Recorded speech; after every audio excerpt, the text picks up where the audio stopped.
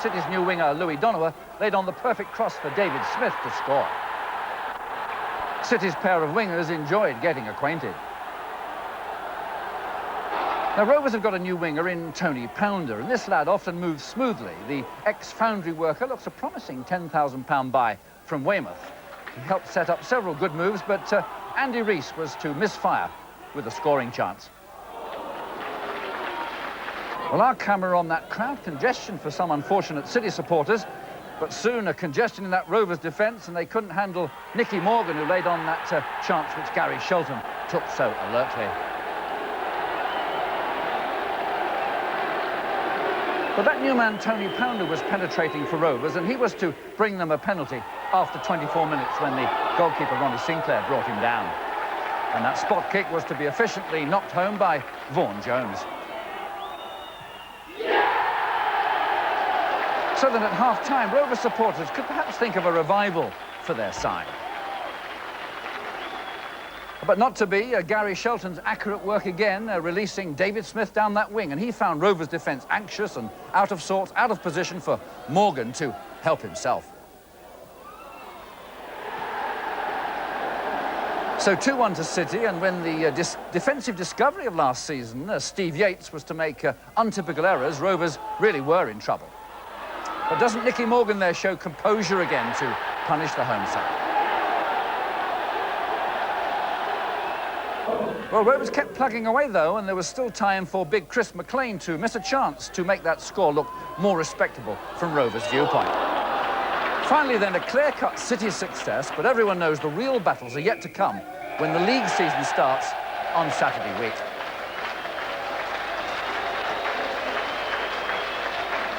Focused attention on a night that was not so much a competitive match as a football occasion to honour City's longest-serving player. Rob Newman has been 10 years a professional with his only league club. With his 4-year-old godson sharing his special welcome last night, Rob was supported by a crowd of 11,700 to swell his testimonial fund. Well after Bob Taylor's first half goal, Wayne Allison was to round things off for City at 2-0. And that's a symbolic goal. Allison, the £100,000 signing from Watford, has yet to play a single league game for City, but he marked the night that honoured Rob Newman, who cost nothing, but already has over 300 league games for his club. It was wing-to-wing attack by City on Friday night. David Smith on the left flank there, setting up a chance for the new right winger, Louis Donowa. Donowa's made a good impression in this pre-season work with Bristol City. And his team was to show patient teamwork, which was to bring them openings against a First Division side, remember, that reached last season's FA Cup final. And Donowa showed he's not just a flank provider, but a winger who'll go looking for chances to have a crack at goal. Well, City have yet to go public on what's to be their first-choice defensive lineup, because they've got several options now after their summer buying. But they'll hope to be more secure than on Friday night, when a couple of errors was to let Eddie McGoldrick in for what was an easy Crystal Palace goal.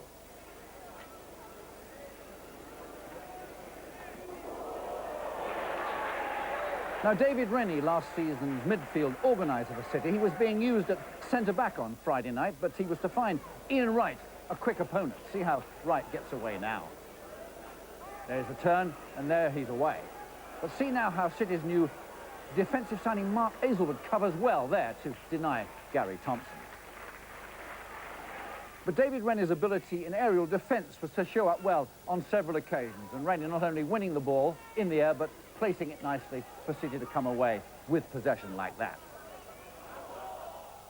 And also in attack, it was to be Rennie's brave header. He was to steer the free kick here from Shelton home before a collision of heads with Eric Young. There's the header. Whoops, that hurt. Rennie missed training today, but he should be available for Saturday's league kickoff. And good. Really believe they're capable of flourishing in the second division. In the past, they may have had talent, but not consistency. And although Rovers pipped them to the third division championship last season, they set the pace at the top of the table for long periods, and they also had the benefit of a good cup run. The highlight was an FA Cup fourth-round victory over Chelsea. The goals from Robbie Turner, the first courtesy of keeper Dave Besant. The second after the ball came back off the post. and a crowd of 25,000 witnessed the achievement. Robbie Turner and Mark Gavin are absent from the new line-up, but manager Joe Jordan has bought 5 new players. Although he's still looking to sign more, his squad now rivals those of the top teams in the second division. We've bought players that I think can fill in the roles of the players who have gone.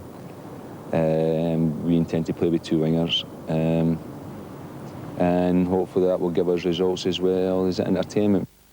Mark AIZLEWOOD, the £150,000 Welsh international, could be a key figure in defence, and Louis Donowa from Ipswich should prove a more than adequate replacement for winger Mark Gavin. Despite pre-season revenge over Rovers, there'll be considerable pressure on Jordan. Many believe last season's success was only part of the overall task of bringing First Division football back to Ashton Gate. The easy bit has been done, if you can say so, that we've got promotion. The hard part is to come and consolidate in a division that we're in. I mean, we're in a division here where you have teams who can go out and spend £700,000 on a player, £500,000 on a player, and still have resources to go and do it again if problems arise. That's what we've got to face. Pre-season preliminaries over, City face Blackburn Rovers on Saturday. Despite the high expectations of the Ashton Gate crowd, it'll be a tough start to a tough season. David Passmore, BBC West at Ashton Gate. City soon learned how errors in the higher divisions are punished more effectively. There's Rennie's hesitation. Howard Gale away to punish Rennie and then punish Ronnie Sinclair. Howard Gale, the Liverpudlian Roma, now with his 8th club and still dangerous. City were dangerous in a second-half improvement, and Blackburn's goalkeeper Terry Genu could not keep on saving them. Finally, Mark AIZLEWOOD's persistence brings the equaliser, first league score of the season from City's new defender. That sent the big crowd very happy, but they were behind again, weren't they, City, when their claim for offside against Gale, as Irvine on the ball there breaks, is refused by a well-placed linesman. Blackburn show how to take those sort of chances. So 2-1 down, but now City launch a veritable blitz. 3 goals in 6 minutes. It begins with that Taylor sense of opportunism. Blackburn don't see the trouble. Taylor sees the chance. That's the equaliser again. Now watch for City's new right winger, Louis Donowa, in action. All afternoon he placed his centres and his corners nicely. Now he's to get possession and look up, see Bob Taylor and thread it through a needle. There's the cross, and Bob Taylor loves that sort of service. So the City wagon rolling now. They're in front, but look now for the left-wing performance from David Smith. Donowa's the crafty one, Smith's the speedy one. See how he just beats a defender to that pass, and then watch his speed take him away. And look how the man can cross at full pelt. Nicky Morgan's read it all. Thank you very much indeed. Superb finish, superb entertainment for the big Ashton Gate crowd, and useful lessons for their team, besides those 3 points. City at the Hawthorns, though, were to be rather too easily caught out at the back after only 8 minutes, and Gary Bannister, of former First Division fame, put the home side ahead. But City came back through David's runs, early centre, Bob Taylor setting up Nicky Morgan, smartly taken equaliser. Taylor and Morgan rolls off the tongue, doesn't it? It's rolling out the goals too. Soon after the interval, Junior Bent getting a run on the right, and what about that for a well-taken Nicky Morgan goal? His 3rd goal in the season's first 2 matches. But City were caught out by Gary Hackett's spectacular equaliser. Still, that's a scoreline that City can be happy to take into Wednesday's return leg. Oh, good. A 12,000 crowd there greeted the teams, both unbeaten in their first 2 matches. Swindon's first half raids lacked a cutting edge, and City were to rub that in by scoring from a breakaway move within their own penalty area. There's Bob Taylor's interception, there's his searching past, and Junior Bent in the side as cover for the injured Louis Donowa, remember, is on his way for his first goal for the City in his first full game for them. City's followers glad the lad signed for £30,000 from Huddersfield last season. Well, City continued to make the better chances in the first half, and next it's a well-worked move that has Gary Shelton going close to adding to that lead. Shelton makes his own space just over the top. But now City's good passing and Taylor's excellent speed work there. Nice combination. Shelton releasing Nicky Morgan, and really City could have gone in at half-time with a bigger lead. But second half improvement now from Swindon in making chances, but City's goalkeeper Ronnie Sinclair in splendid form. Swindon pushed forward again with Paul Bodin. He started and might have finished a promising move with substitute McLaughlin, but Paul got his feet tangled up. For the game's fastest feet, though, it was Junior Bent. Clearly he's going to keep Donowa and David Smith on their toes for selection throughout the winter. And with the lad's goal ending up as the match winner, it became a big day for the smallest man playing. I don't know how Bob got the ball. I think they had a corner and it broke to Bob. And I was going to make a run to my right-hand side, but I decided to pull to the left. And I saw Bob pull his leg back. He played the ball, but the number 3 just missed it. Just came through, and it came through to me. And then, as you said, I had a long way to go before goal, and that's like a 400-metre run when you're running towards goal. And I just thought to steady myself, and I put it in the bottom right-hand corner. Well, just near his foot anyway, but it went in. And the feeling in the dressing room now amongst the lads after this win here? Great, it's a great feeling. Swindon should be a first division club, and hopefully they will be next season, but to come down here and beat them 1-0 in a derby is a great feeling and shows the way that the club's going. West Bromwich, who had shared 4 goals with City in that first leg, found City's goalkeeper in prime form in the return.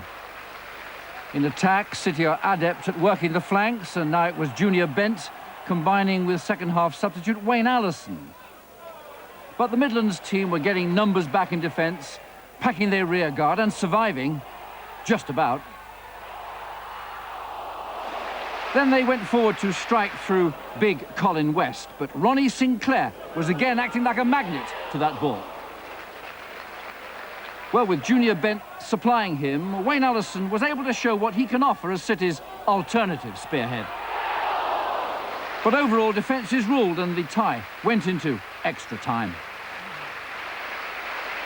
That extra time did not last long for Gary Strodder, the West Brom defender, fouling Bob Taylor there, second bookable offence, so off Strodder went. Well, against 10 men, City were to dominate, and David Smith was to all but make the important breakthrough. But City kept the pot boiling, and at last they got that vital goal. David Smith was to be the goal scorer, so City, well pleased with their dashing left winger, through to a second round against Sunderland, first leg at Roker Park. Rob Turner signed by Plymouth from City for £150,000, soon embarrassing his old team there, gaining the penalty kick awarded against Rob Newman's tackle.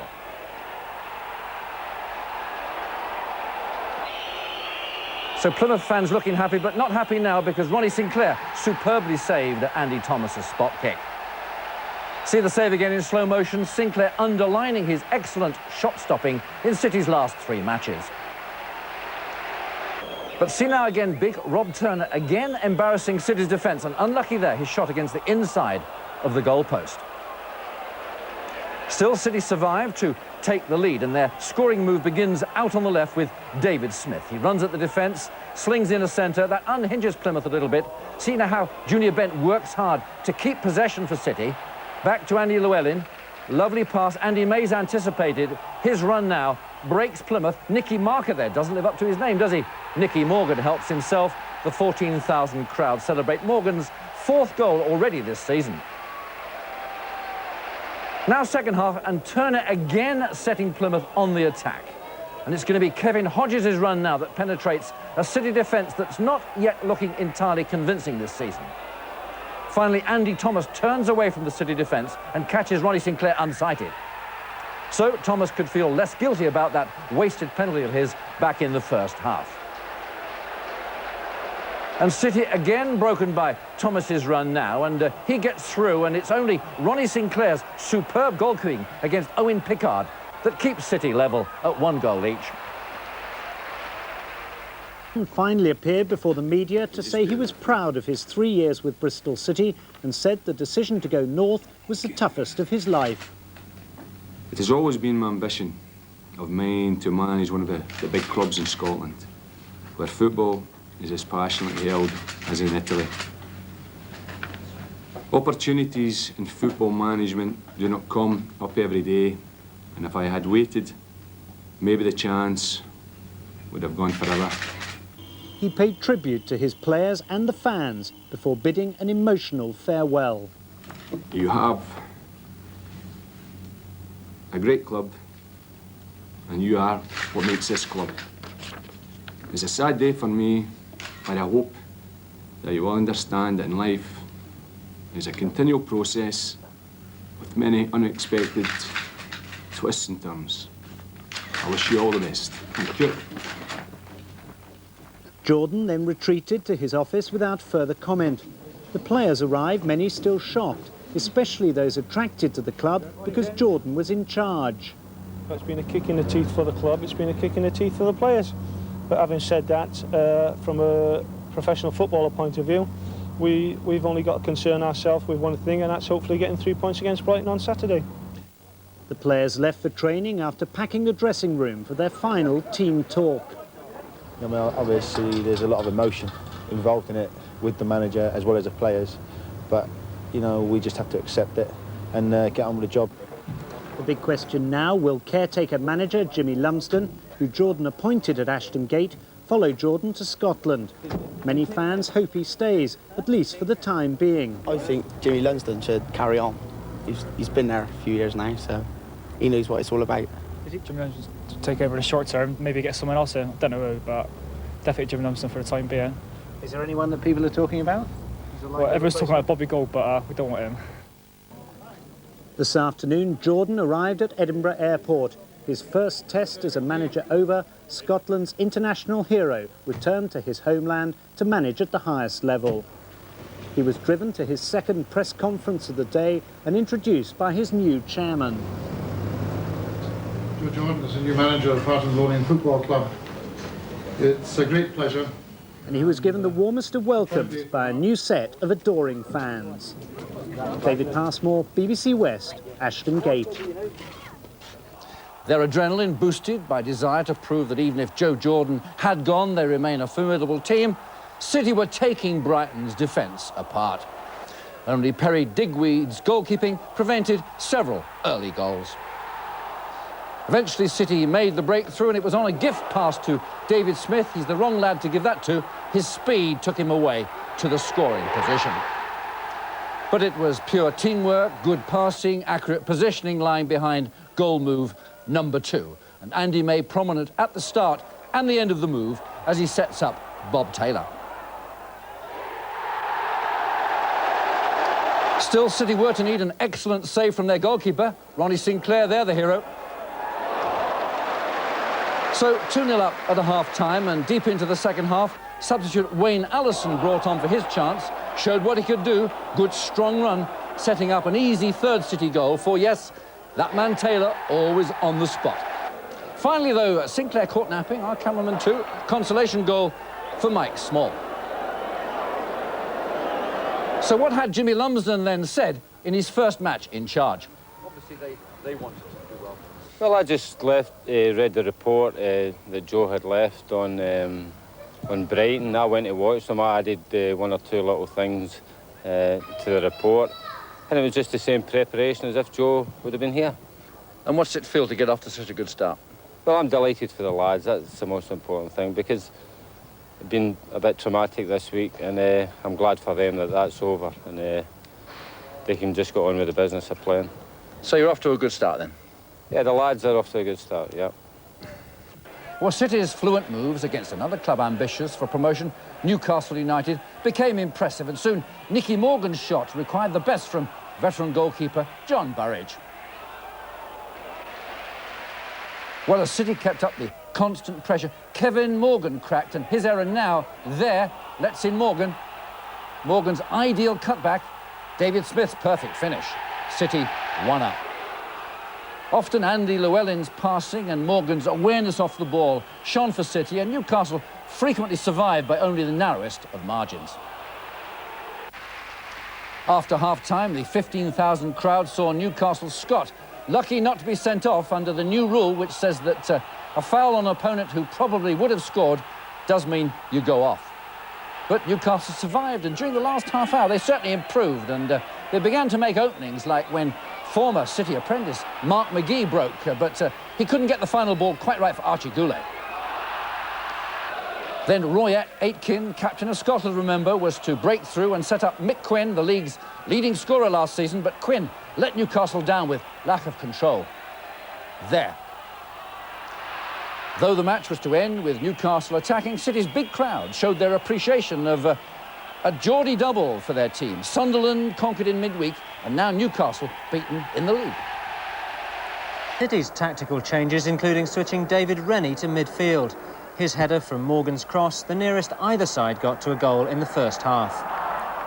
Anything West Ham keeper McCloskey could do, City keeper Leaning was determined to match this save from a Julian Dix shot. The two keepers had central roles in West Ham's goal. McCloskey's clearance headed on by Morley. As McAvenny runs onto it, Leaning and Bailey both hesitate. The Scottish international needs no second bidding to celebrate his return to the Hammers attack. But City, though, didn't allow the goal to upset them. Within a minute, they'd equalised. From the set-piece corner, AIZLEWOOD's flick on, and it's going to be Morgan's 7th goal of the season to earn a significant point for Bristol City.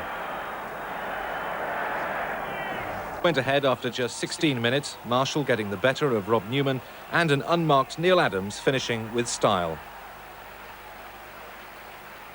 Just a minute later, Shelton nearly levelled it, but couldn't keep his volley down. Bob Taylor's touch in and around the 6-yard box deserted him again on Saturday, but it was his hard, low cross that put City on terms again. Nicky Morgan applying the finishing touch. The outstanding May created many chances for City, but their finishing was poor for most of the afternoon. Shelton and Smith here getting in each other's way.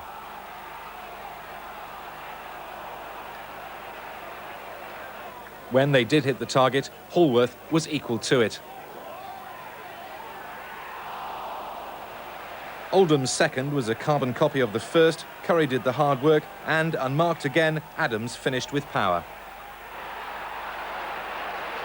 In the second half, despite having most of the possession, City couldn't get the equaliser they deserved.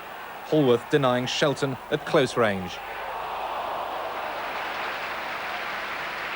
And Shelton again getting close to goal, but his hopeful penalty appeal was rightly ignored, and City slumped to their first home defeat in the league this season.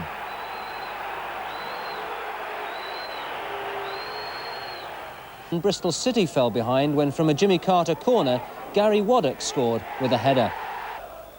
City, though, equalised through Wayne Allison. Millwall keeper Brian Horn unable to hold the header. Allison in no doubt that it was he, the scorer. Just 8 minutes to go, City sealed their win. AIZLEWOOD, first-time shot, providing City with their first win in 6 games. There's plenty of goodwill from the Soviet side, who soon showed their capabilities. A sweeping crossfield pass to Viktor Sokol, and a first-time pass sees Igor Gurinovich shoot just over. City's Bob Taylor was back in the side after illness, but couldn't find the net after Wayne Allison had robbed the Soviets. A meagre crowd saw things liven up after the break. Andy May's surging run and cross is met perfectly by substitute Nicky Morgan. May and Taylor were involved again for City's second. Junior Bent's cross met by Louis Donohue's head, which just gets through Kabiko's grasp. But the biggest cheer of the night was reserved for goal number 3, as Newman sent Taylor away for a goal-scoring return to the team. Minsk looked capable of much more and missed several chances, like this one as Gurinovich heads over from Arcagero's cross. More warm applause at the end, and for the Dynamo Minsk manager, a veteran of the 1966 World Cup, some kind words for Bristol City. Today they won, and results talk by themselves that they are a good team, and so they won. The results talk by themselves. Thank you. And with that football cliché, it was off for the next match at Gloucester tonight. Nigel Turner, BBC West, Ashton Gate. Star of last season's promotion success, Mark Gavin, now in Watford's team and first to threaten. But it was to be the other man in last summer's part exchange deal that took Gavin to Watford, young Wayne Allison, who put City ahead. Literally, ahead. But when Watford's Alan Devonshire, the former West Ham and England midfielder, began to stroke his long passes, he found Paul Wilkinson. But again, Ronnie Sinclair's goalkeeping rescued the City. Well, after the interval, Watford looking like a team bottom of the table when they allowed young Allison through for his second goal. But what a day for the player that Watford let go because they thought he couldn't handle the pressure of his £250,000 fee to them from Halifax. Devonshire showing again in a Watford side that should climb when such as Gary Penrice and Gavin regain full fitness. But again, Sinclair saved. Devonshire again setting up the pressure, and though City's defence are to clear the initial attack, watch Gary Porter's superb swerving shot. Well, that was one goal for Watford, and from a Devonshire corner 15 minutes later, they scored again. It's a two-man aerial challenge above Rob Newman, and the scorer is David Holdsworth. But City were to find a winning goal via the vision of Nicky Morgan on the ball there, and the follow-up ideas of Andy May. It all ends in an own goal off Willie Falconer. Overall, a match to underline that City's defence is not yet right, but they do have a team that knows how to score.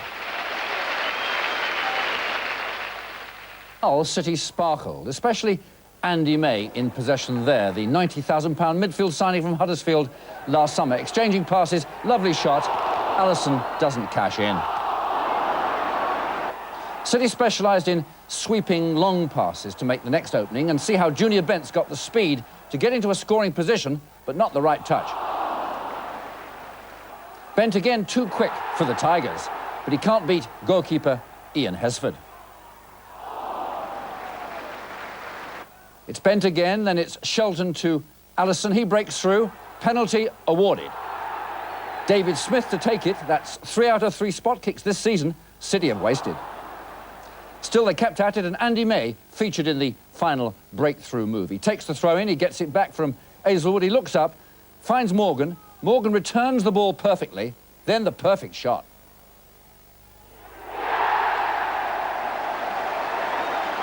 Second half, and Andy May at it again. A perfectly placed free kick. Rob Newman's super volley. That's 2-0. Though not at his best defensively, Newman underlined his versatility there. But Hull weren't finished, not quite. They responded with substitute Lee Jenkinson getting through. Ronnie Sinclair doesn't hold the ball. Tony Finnegan scores. But it was to be no rainbow occasion for Finnegan's team. It was Bent again, bending their defence, setting up the chance for Nicky Morgan to collect his 9th goal of the season. Finally, Gary Shelton's last-minute goal completed City's biggest win of the season. Jimmy Lumsden could rest easier in hospital, knowing his assistant Tony Taylor had good news to convey. His runs there always worried the East Anglian side. 2 minutes from time, Bent setting up perfectly the chance for Bob Taylor to equalise. Taylor's first goal since September after coming on as a substitute. The team in the top 3 in the second division, Sheffield Wednesday played some neat positive football. David Hirst just outside the post there. As the snow began to descend in earnest, City momentarily lost concentration. A lovely pass from former England forward Trevor Francis for Hirst to run onto. The cross beautifully met by Danny Wilson coming in. Sinclair well beaten in the City goal.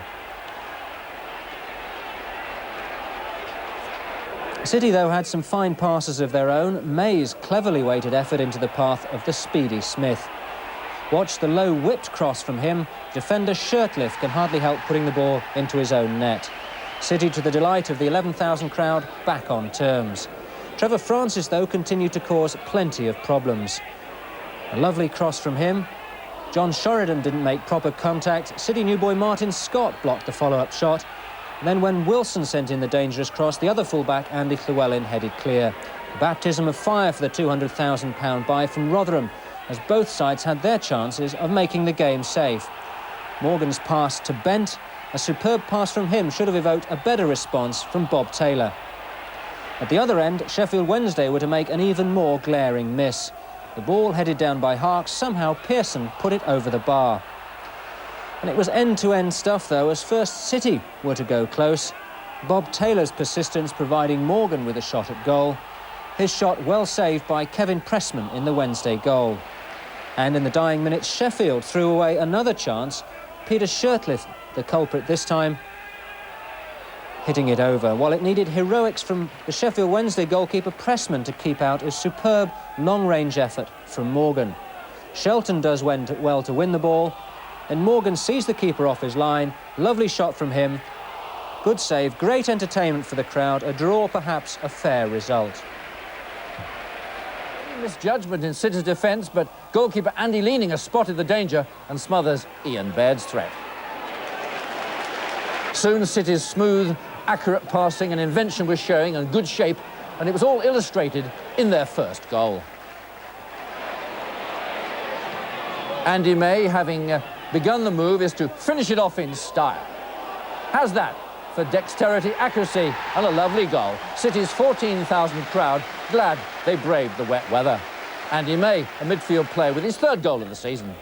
Well, Middlesbrough had come to Ashton in third place, remember, but in the second half they continued to be outmanoeuvred by a City side in excellent form all round. When Middlesbrough tried that long ball, AIZLEWOOD thrusts it back and Allison's away. He's a fast young lad. He's outrunning the renowned Tony Mowbray, holding him off too. The shot with not quite the power he'd like. Now, Middlesbrough got a dangerous lad called Bernie Slaven, and he showed in their occasional attacks. This is a strong attempt coming up for what would have been Slaven's 16th goal of the campaign. Now it's Allison to Shelton, though. The midfield man gets it right. Morgan makes it look easy, doesn't he? That wasn't an easy chance, but he made it look simple. The mark of a good all-round player. Morgan's 12th goal of his season. Morgan was soon helping his young co-striker Allison there, and Allison's away. The combination of Allison's speed and the thrust that Morgan helps him provide is a good new partnership for City, and so there's no need to hurry the injured Bob Taylor back into contention. A fitting ovation for such a margin over such high-flying opposition. Ball at Carrow Road against First Division Norwich City are unlucky to go behind after 4 minutes. David Phillips' shot comes off Robert Rosario, and City keeper Andy Leaning had no chance. Just the sort of stars City could have done without. Norwich could have made it 2-0 when midfielder Tim Sherwood missed this open goal. But then City got the equaliser they deserved after 40 minutes. Dave Smith with the cross and unmarked Wayne Allison with the header. And Bristol City could have taken the lead in the second half, but for a fine save by Brian Gunn. But Norwich's winner came from Robert Fleck after a 1-2 with Dale Gordon, and Bristol City left to concentrate on their league campaign. It's long throw met by Newman's aerial challenge and Bob Taylor's nimble touch, setting up Nicky Morgan for a 14th minute goal. Well, City had not been tackling well enough in recent weeks, but young Bryant was now showing the speed and hardness to put that right, like that.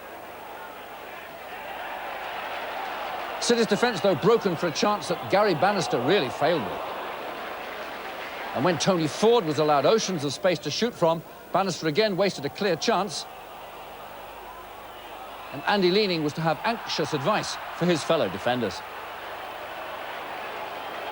Encouraging, though, the way that Rob Newman was getting his foot in midfield and turning the contest City's way again. The snowy underfoot sometimes made control difficult, and Paul Raven lost the ball there to David Smith, who's away, but he finds the ball sticking under his feet for a crucial chance lost. Well, second half, and Andy May providing right flank width, and Gary Strodder there miscuing. A good save there from Mel Rees. Well, Matt Bryant's forthright work there, knocking that ball forward. Bob Taylor spots it quicker than anybody else. And the way he takes his chance reminded his fan club of last season's prolific scoring and the end of his lean spell of the past 10 weeks. Still to come, Shakespeare's tempest of a shot that was to storm against the City crossbar as West Bromwich continued to find the crucial moments going against them. Then they were to have Paul Raven sent off after his stamping feet made contact with Morgan's chest, and the City victim also needed an eyebrow wound stitching. Albion's final thrust was to underline City's need of a reliable goalkeeper and the speedy reactions of young Bryant to get the ball away. Went behind, though, when Andy Payton showed why he's joint second-leading league scorer in all divisions with 19 goals.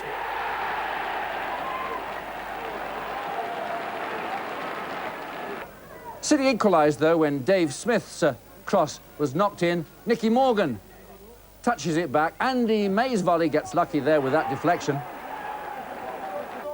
City's winning goal after Smith's persistence with his centering. When you succeed not the first time, nor the second time, make sure you get the third one in. Morgan nods it across. Rob Newman finishes it off. Hull 1.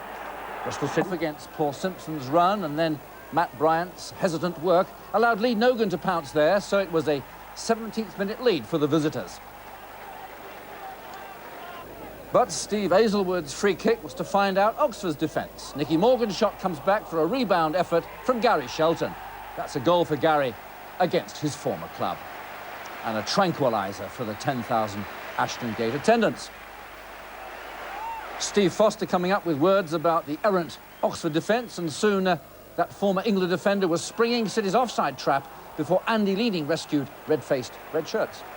But genuine pace in that red shirt down the left, and that can compensate for deficiencies elsewhere. And David Smith ripped Oxford apart, and that's vintage Bob Taylor finishing. Last season's goal machine is moving through the gears again. So a happy half-time crowd. Smith's speed again in the second half, leading to a lovely centre and almost a spectacular Nicky Morgan goal. While City, for all their problems at the back, were putting the accent on good passing and good support in midfield, and it was to lead to a delightful dividend with the third goal. And again, it's Smith, the penetrator. Catch me if you can. They can't. Taylor can catch the centre. Lovely awareness by Morgan to let Shelton take the chance because he was better placed. What a day for him, as City's impetus in attack covered up those rear guard. Aimed for his goal scoring, but was the tension of a big occasion getting to Bob Taylor, who missed so uncharacteristically there. Well, gradually the Rovers broke out, and Ian Holloway was to set up Tony Pounder, and it was bad that the youngster didn't hit the target from that range. Well, later Vaughan Jones did so, but Andy Leaning's goalkeeping up to the job. So to the second half, and substitute Rennie coordinating with Morgan, who was getting the range almost. And next, Donovan's supply, and Morgan this time frustrated by the crossbar. But there's trouble coming for City as Mark AIZLEWOOD's back pass goes wrong. Devon White's in, takes full advantage. That has to be a penalty. So Rovers' big chance to snatch it, but Ian Holloway's penalty not strong enough to beat Andy Leaning's excellent anticipation. So the scene then set for a winning goal 2 minutes from time. And it's Donovan's inspiration which takes him to his first ever goal for the club. What a time to score it. What an occasion to do it. But it only won the match because of Andy Leaning's penalty save earlier. Well, you don't hide into nothing with penalties. You know, I've seen Holloway take a few, like, but I mean, he swapped sides. But you know, it was just a guess, and you know, made a good save from it. So that set up Louis Donovan's big moment. Yes, it was a long ball from Matty Brandt and Wayne Allison, and Wayne Allison flicked it on, and I just got in between two of the Bristol Rovers players and had a shot. He thought I was gonna hit it cleanly, but I didn't get such a good strike on it, and it just hit him in the side, and it rolled up, and I just dived in and headed it. It just came at a great moment to score against, you know, the Rovers, you know, and it's an important goal for me and for the whole of Bristol City fans, and for the manager and all the players. It can boost us all for maybe. Started strongly, but went behind after 18 minutes when Jason Dezelle, with all the time he wanted, gave the travelling fans a goal to savour. Then Bob Taylor turned the game. First, a perfect header from Louis Donovan's cross, and then shades of last year's 34-goal opportunism. A spectacular overhead gave City the lead. Nicky Morgan, who was at the heart of an exciting City display, made the next. Gary Shelton had the simplest of tap-ins. While City dominated for most of the afternoon, on the occasions that Ipswich hit the target, Andy Leaning produced a series of outstanding saves. Then substitute Smith got his first touch. His fresh pair of legs took him behind the defence and nearly produced a dramatic finish from Morgan. Seconds later, Matt Bryant, who City are already tipping for England honours, gave Smith another chance. This time he found man of the match Morgan unmarked to give City their fourth. The visitors then produced their best football of the afternoon. Twice they were denied by Leaning before Paul Goddard rounded the keeper to claw one back. But by then, it was too late. In the final minutes, City's captain Rob Newman nearly made it a five-star display after some good work by Taylor, but in the end, it was convincing enough anyway. Third big home game in 8 days. The first chance of the night, though, fell to skipper Rob Newman, his strike almost a spectacular opener. He was on target again shortly afterwards. This time, his volley cleared off the line. Andy Leaning gave another match-winning display, time and time again making vital saves from a tenacious Leicester side.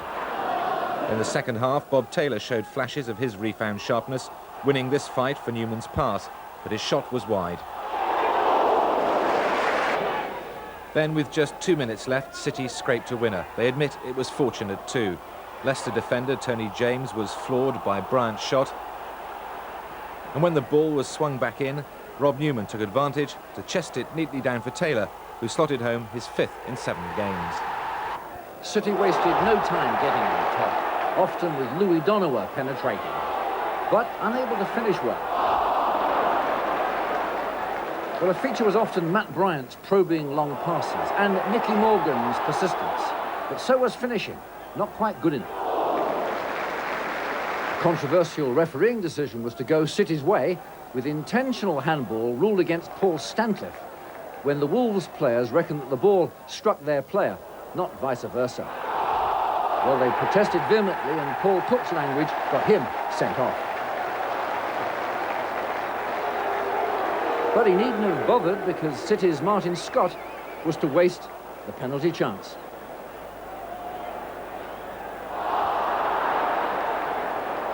Well, against 10 men now, with a full hour left, City had to be favourites, and soon they were really going for goal, and Bob Taylor's strike was to be very well saved by Mike Stowell.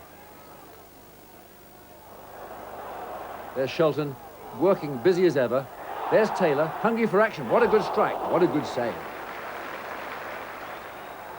City's flowing football was next to be climaxed with a fierce shot from Rob Newman. Played nicely into his path, but that reliable Mike Stowell held on to the ball.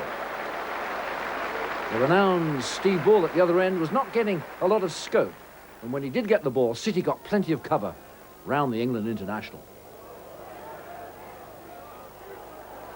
So to the phase when City really should have wrapped up the match. That was coming up to the half-time interval. They made good chances now. Bob Taylor getting through, but that's not his best finish.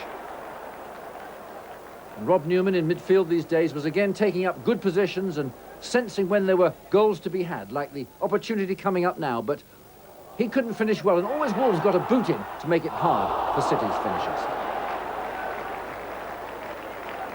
So, Wolves' depleted side still holding out by the interval.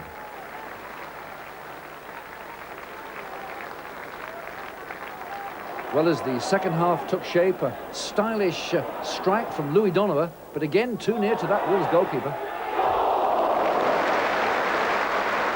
Then City's splendid young defensive prospect Matt Bryant decided to get some attacking work in against these wounded Wolves.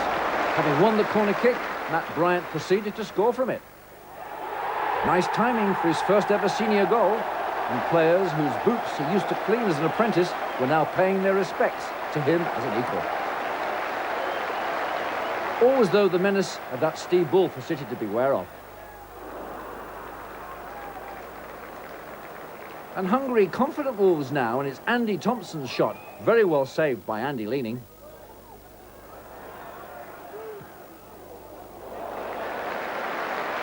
City going to be in trouble now from a square pass by Mark AIZLEWOOD. Andy Llewellyn was booked for the saving tackle on Robert Dennison. And Wolves were to prosper because Dennison curves home an exquisite free kick. The 10 men are level now, and those 10 Wolves have got their tails up. Their sudden counters are causing City problems. That's Paul Birch, making it a very near thing in more ways than one. But City's football continued to flow. That's the creed set by manager Jimmy Lumsden. But always Wolves' determination was to save them near their own goal. So the final scare at City's end. Would Dennison make it a free kick double? Not quite. So it ended 1 goal each, and certainly an eventful afternoon for City's manager to discuss with me. Yeah, it was a good match. I think it was a good match for spectators. I think we played a lot of good football again. Disappointing result at the end of it, but all credit to Wolves, battling on with 10 men. You dominated them right from the start and got the penalty. Then it was missed. Yeah, well, saying that, I had a funny feeling in the dugout that we would miss it, because there was a bit of a delay in taking it because the fella was getting sent off.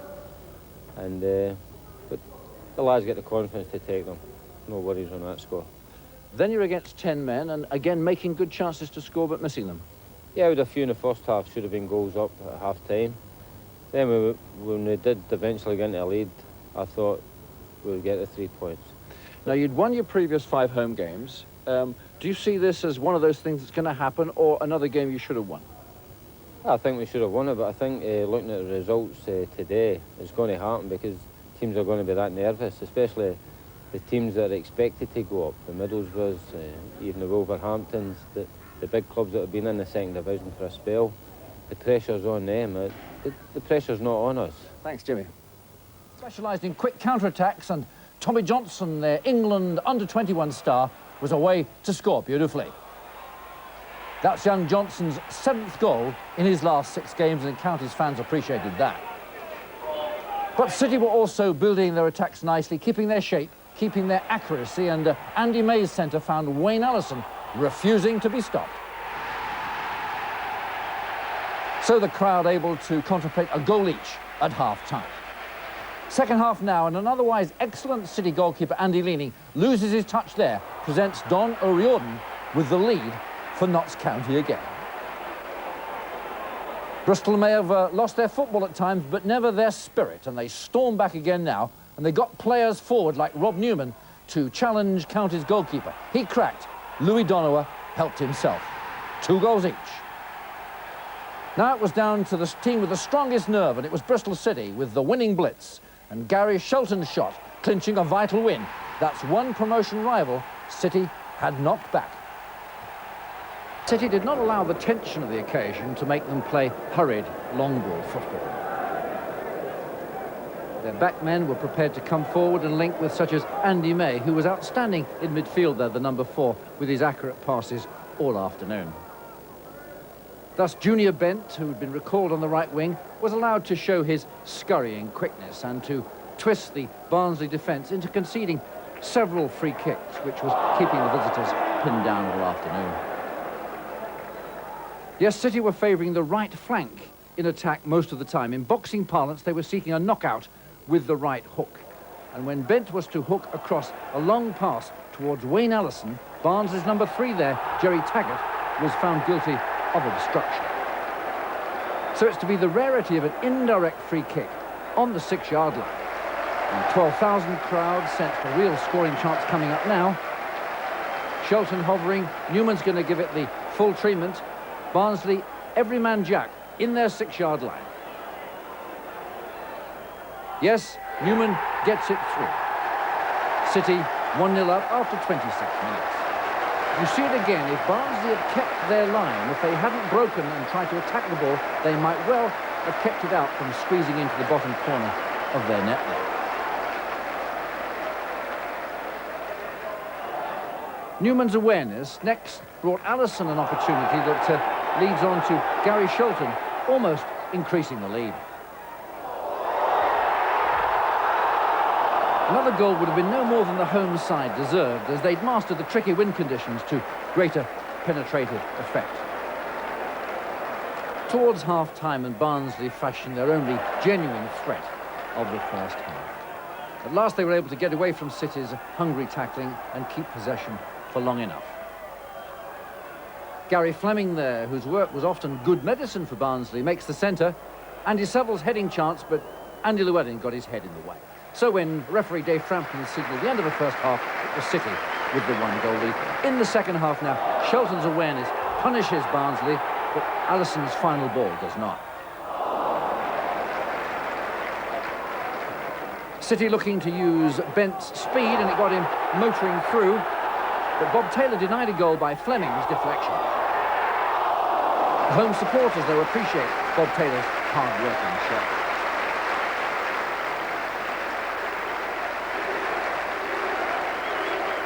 Towards the end, Barnsley, having avoided going 2 or 3 goals down, began to promise an equaliser, and Andy Leaning's goalkeeping, though, proved sharper than Brendan O'Connell's goal-seeking.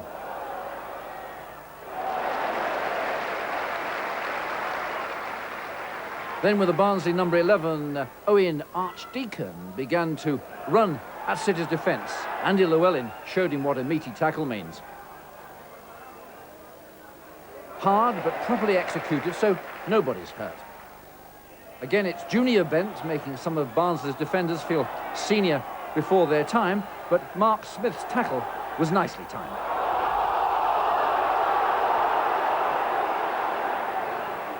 Steve Fleming trying to organise a Barnsley reply there, but although the Yorkshire side could often keep possession in the last phase of the match, they could never find a way through City's sharp covering and hungry tackling. Steve Agnew, the number 10, to demonstrate a neat little dummy, but City no suckers because Andy Leaning's goalkeeping was safe. And City ended the afternoon as they'd begun it, on the attack. Clear believers in Brian Clough's creed that if God had intended football to be played mostly in the air, why then he'd have put grass on the clouds. Though City were never to get the extra goals their control of the match might have brought, they did obtain an important victory. Their deserved reward was to move up the table from 9th place to inside the promotion playoffs zone. Well, after an entertaining match was over, even if it was only the 1 goal, I put it to one of their outstanding players on the day, and not only because he scored the goal, Rob Newman, that it had been a good team performance. Yeah, obviously we were expecting a hard game, Rog, and you know, that's exactly what we got. But I think overall, on the 90 minutes, I think we thoroughly deserved our victory. And you've moved back into the playoff zone. Yeah, obviously, you know, we're very happy with the way results have gone for us. Notts County drew with Brighton, Millwall lost, and Middlesbrough lost. So, you know, we're back into a playoff place in 7th place. We come to the only goal of the game. An interesting decision by the referee. Yeah, you don't usually get indirect free kicks actually in the box. You know, 9 times out of 10 they give penalties. But, you know, that was his decision, and, you know, I don't miss from there, Rog. Yes, now, as you're lining it up, and they've got all 11 men in their 6-yard area, a very unusual sight, what are you thinking about? Well, Shelks was on the ball with me, and Andy Mays came up to me and said, just hit it into the roof of the net, like, because if there's any space, it's above the heads. And that's exactly what I tried to do, and it went nowhere near there, and it went in the bottom left-hand corner. So, you know, it had a slice of luck. It went off in the inside of the post, but, you know, it's in the back of the net.